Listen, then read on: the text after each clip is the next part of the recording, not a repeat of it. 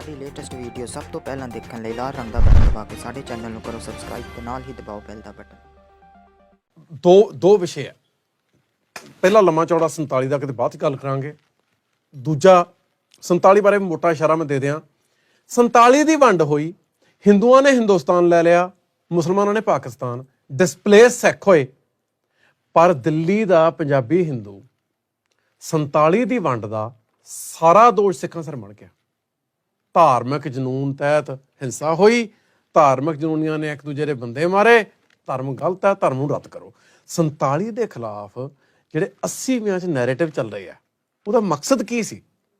ਜਿਹੜਾ ਵੰਡ ਦਾ ਖਿਆਲ ਹੈ, ਧਰਮ ਦੇ ਆਧਾਰ ਤੇ ਨਵੇਂ ਮੁਲਕ ਦੇ ਹੋਂਦ 'ਚ ਆਉਣ ਦਾ ਖਿਆਲ ਹੈ, ਉਹਨੂੰ ਸਿੱਖਾਂ ਦੇ ਵਿੱਚੋਂ ਮਨਫੀ ਕਰਨਾ ਨੰਬਰ 1।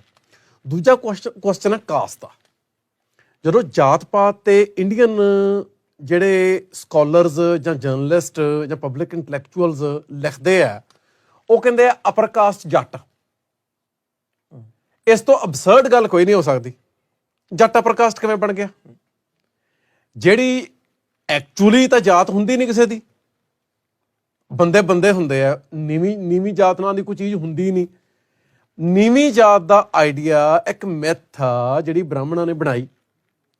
ਉਹਦੇ 'ਚ ਉਹਨਾਂ ਨੇ ਆਪਣੀ ਕਨਵੀਨੀਅੰਸ ਦੇ ਹਿਸਾਬ ਨਾਲ ਸੁਸਾਇਟੀ ਨੂੰ ਕੰਟਰੋਲ ਕਰਨ ਲਈ ਇੱਕ ਮੈਕੈਨਿਜ਼ਮ ਤਿਆਰ ਕੀਤਾ। ਸੋ ਜਾਤ ਜਿਹੜੀ ਬ੍ਰਾਹਮਣੀ ਜਾਤ ਪਾਤੀ ਸਿਸਟਮ ਹੈ, ਉਹ ਇੱਕ ਕੰਟਰੋਲ ਮੈਕੈਨਿਜ਼ਮ ਹੈ। ਉਹ ਕੰਟਰੋਲ ਮੈਕੈਨਿਜ਼ਮ ਦੇ ਵਿੱਚ ਜਿਹੜਾ ਪੈਜ਼ੈਂਟ ਹੈ ਉਹ ਸ਼ੂਦਰ ਹੈ। ਜੱਟ ਦਾ ਮਤਲਬ ਹੈ ਕਿਸਾਨ। ਜੱਟ ਦਾ ਡਿਕਸ਼ਨਰੀ ਅਰਥ ਹੀ ਕਿਸਾਨ ਹੈ। ਬਾਬਾ ਫਰੀਦ ਦੀ ਗਵਾਹੀ ਹੈ, ਲੋੜੇ ਦਾ ਬਜੌਰੀਆਂ ਕਿੱਕਰ ਬੀਜਾ ਜੱਟ, ਹੰਡੇ ਉਹਨ ਕਤਾਏ ਦਾ ਪੈਦਾ ਲੋੜੇ ਪੱਟ ਹੈ ਜੀ। ਸੋ ਜਿਹੜਾ ਜੱਟ ਸੀ, ਜਿਹੜੀ ਸਭ ਤੋਂ ਚਾਰਾਂ ਵਰਨਾਂ ਚੋਂ ਹੇਠਲੀ ਕੈਟੇਗਰੀ ਹੈ, ਉਹ ਸ਼ੂਦਰ ਹੈ।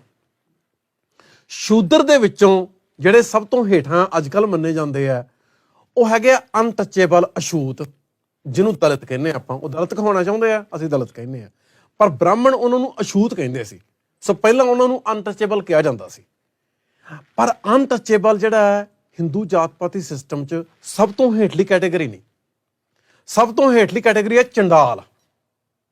ਅਨਟੱਚੇਬਲ ਤਾਂ ਹੁੰਦਾ ਸੀ ਵੀ ਜੇ ਉਹਨੇ ਤੁਹਾਨੂੰ ਹੱਥ ਲਾਤਾ ਬ੍ਰਾਹਮਣ ਨੂੰ ਤੇ ਬ੍ਰਾਹਮਣ ਪਿੱਟਿਆ ਗਿਆ। ਚੰਡਾਲ ਹੁੰਦਾ ਸੀ ਵੀ ਜੇ ਉਹਦਾ ਪਰਛਾਵਾਂ ਪੈ ਗਿਆ ਤੇ ਬ੍ਰਾਹਮਣ ਪਿੱਟਿਆ ਗਿਆ ਜਾਂ ਉੱਚ ਜਾਤੀ ਹਿੰਦੂ ਪਿੱਟਿਆ ਗਿਆ। ਚੰਡਾਲ ਜਿਹੜੇ ਆ ਜਦੋਂ ਪਿੰਡਾਂ 'ਚ ਵੜਦੇ ਸੀ, ਉਹ ਪਿੱਛੇ ਉਹਨਾਂ ਨੂੰ ਹੁਕਮ ਸੀ ਵੀ ਦਰਖਤਾਂ ਦੇ ਬੂਝੇ ਬੰਨੋ ਆਪਦੇ, ਤਾਂ ਕਿ ਤੁਹਾਡੀਆਂ ਪੈੜਾਂ ਸਾਫ਼ ਹੋਈ ਜਾਣ। ਤੁਹਾਡੇ ਫੁੱਟਪ੍ਰਿੰਟ ਦੇ ਉੱਤੇ ਕਿਸੇ ਬ੍ਰਾਹਮਣ ਦਾ ਪੈਰ ਨਾ ਟਿਕ ਜੇ ਤੇ ਉਹ ਪਿੱਟਿਆ ਨਾ ਜਾਵੇ। 9ਵੀਂ ਸਦੀ ਦੇ ਵਿੱਚ ਜੱਟਾਂ ਨੂੰ ਚੰਡਾਲ ਦਾ ਦਰਜਾ ਦਿੱਤਾ ਸੀ ਬਾਬਾ। ਇਹ ਦਰਜਾ ਜੱਟਾਂ ਨੇ ਐਕਸੈਪਟ ਨਹੀਂ ਕੀਤਾ। ਸਿੰਧ ਦੇ ਖੇਤਰ 'ਚ ਜੱਟਾਂ ਤੇ ਬ੍ਰਾਹਮਣਾਂ ਦੀਆਂ ਲੜਾਈਆਂ ਹੋਈਆਂ, ਵਿੱਚੋਂ ਬ੍ਰਾਹਮਣ ਜਿੱਤੇ, ਇਵੈਂਚੁਅਲੀ ਜੱਟ ਜਿੱਤੇ। ਉਦੋਂ ਬਾਅਦ ਸਿੱਖੀ ਆਈ। ਸਿੱਖੀ ਦੇ ਵਿੱਚ ਆਉਣ ਤੋਂ ਬਾਅਦ ਜਿਹੜੀ ਜਾਤ ਪਾਤ ਹੈ, ਉਹ ਇੱਕ ਜਾਤੀ ਵਰਗ ਜਿਹੜਾ ਕਿਸਾਨ ਹੈ, ਉਹ ਮੰਨਦਾ ਨਹੀਂ ਮੈਂ ਨੀਵਾਂ, ਪਰ ਉਹ ਅਪਰ ਕਾਸਟ ਕਿਵੇਂ ਬਣ ਗਿਆ? ਹਿੰਦੂ ਜਾਤ ਪਾਤੀ ਸਿਸਟਮ ਦੇ ਹਿਸਾਬ ਨਾਲ ਅਪਰ ਕਾਸਟ ਤਾਂ ਉਤਲੇ 3 ਵਰਨ ਹੀ ਆ ਨਾ, ਬ੍ਰਾਹਮਣ, ਖੱਤਰੀ ਤੇ ਵੈਸ਼। ਸੋ ਬ੍ਰਾਹਮਣ ਜਿਹੜੇ ਖੱਤਰੀ ਤੇ ਵੈਸ਼, ਉਹ ਕੌਣ ਹੈ? ਉਹ ਜੱਟ ਤਾਂ ਨਹੀਂ ਗੇ। ਸੋ ਜਾਤ ਪਾਤੀ ਪਰ ਇੰਨੀਆਂ ਬਰੀਕੀਆਂ 'ਚ ਕੋਈ ਜਾਂਦਾ ਨਹੀਂ। ਅਪਰ ਕਾਸਟ ਜੱਟ, ਕਿਉਂਕਿ ਜੱਟ ਜਿਹੜਾ ਉਹ ਬ੍ਰਾਹਮਣ ਨੂੰ ਅਪਰ ਕਾਸਟ ਨਹੀਂ ਮੰਨਦਾ। ਕਿਸੇ ਦਲਿਤ ਨੂੰ ਜਿਹਨੂੰ ਬ੍ਰਾਹਮਣ ਅਛੂਤ ਕਹਿੰਦੇ ਆ, ਉਹਨੂੰ ਬ੍ਰਾਹਮਣ ਨੂੰ ਅਪਰ ਕਾਸਟ ਦੇ ਤੌਰ ਤੇ ਮਾਨਤਾ ਨਹੀਂ ਦੇਣੀ ਚਾਹੀਦੀ। ਬ੍ਰਾਹਮਣ ਦਾ ਆਪਣੇ ਆਪ ਨੂੰ ਉੱਚਾ ਹੋਣ ਦਾ, ਦਾਅਵਾ ਕਰਨ ਦਾ ਬਿਲਕੁਲ ਕੋਈ ਹੱਕ ਨਹੀਂ। ਤੇ ਬੰਦੇ ਬੰਦੇ ਹੁੰਦੇ ਆ।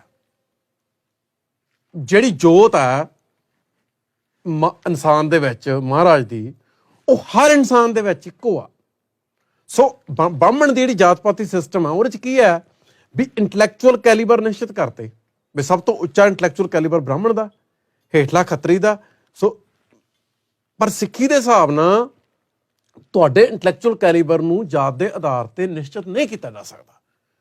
ਤੁਸੀਂ ਇਨਸਾਨ ਦੇ ਤੌਰ ਤੇ ਪੈਦਾ ਹੋਏ ਆ। ਤੁਸੀਂ ਦਲਿਤ ਜੋ ਮਰਜ਼ੀ ਬਣ ਸਕਦਾ, ਮੁਲਕ ਦਾ ਪ੍ਰੈਜ਼ੀਡੈਂਟ ਬਣ ਸਕਦਾ, ਮਤਲਬ ਐਡਮਿਨਿਸਟ੍ਰੇਟਰ ਬਣ ਸਕਦਾ, ਪੁਲਿਸ ਆਫਿਸਰ ਬਣ ਸਕਦਾ, ਫਿਲੋਸਫਰ ਬਣ ਸਕਦਾ, ਇਕੋਨੋਮਿਸਟ ਬਣ ਸਕਦਾ, ਮਜ਼ਦੂਰੀ ਵੀ ਕਰ ਸਕਦਾ, ਬ੍ਰਾਹਮਣ ਵੀ ਮਜ਼ਦੂਰੀ ਕਰ ਸਕਦਾ।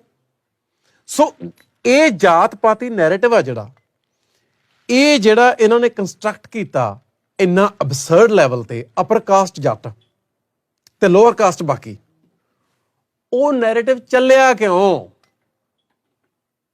ਚੈਲੰਜ ਕਰਨ ਨੂੰ ਕੋਈ ਹੈ ਹੀ ਨਹੀਂ ਸੀ। ਇਹ ਫਰੰਟ ਹੀ ਵਿਹਲਾ ਸੀ ਸਿੱਖਾਂ ਦਾ।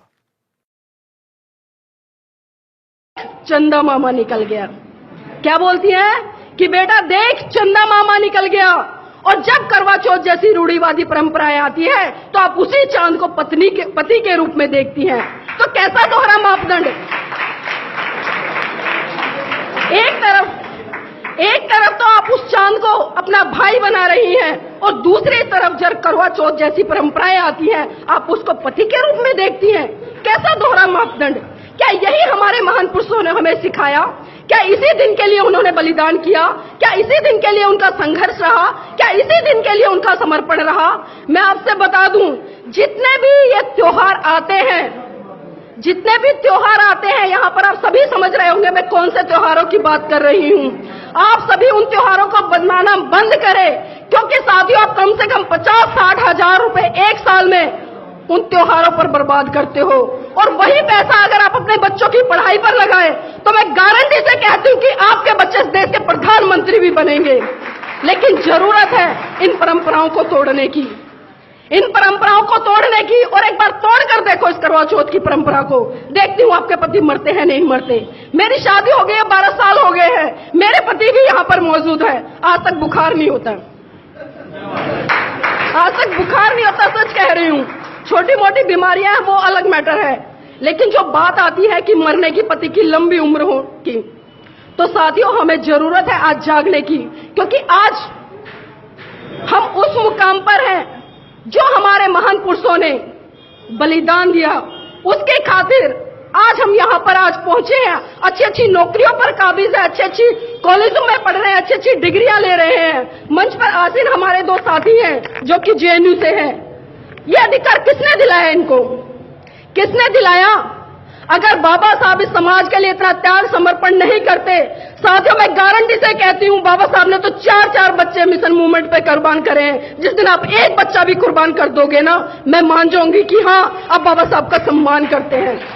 लेकिन हम दोगलापन दिखाते हैं, हम सिर्फ दोगलापन दिखाते हैं, दोगली बातें करते हैं। हम बात करते हैं मिशन मूवमेंट की, लेकिन जैसे ही घर में घुसते हैं तो वहां पर घंटियां बजती हैं।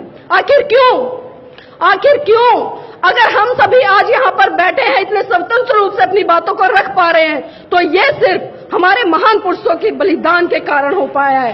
तो हमारा सच्चा सम्मान तभी हो पाएगा और सच्ची श्रद्धांजलि हमारे महान पुरुषों को तभी हो पाएगी जब हम उनके बताए हुए बातों को फॉलो करेंगे और उनको फॉलो कर अपने व्यवहार में उतारेंगे, और व्यवहार में उतारकर अपने जीवन के साथ साथ अपने समाज के से जुड़े हुए सभी साथियों का, इस राष्ट्र का, इस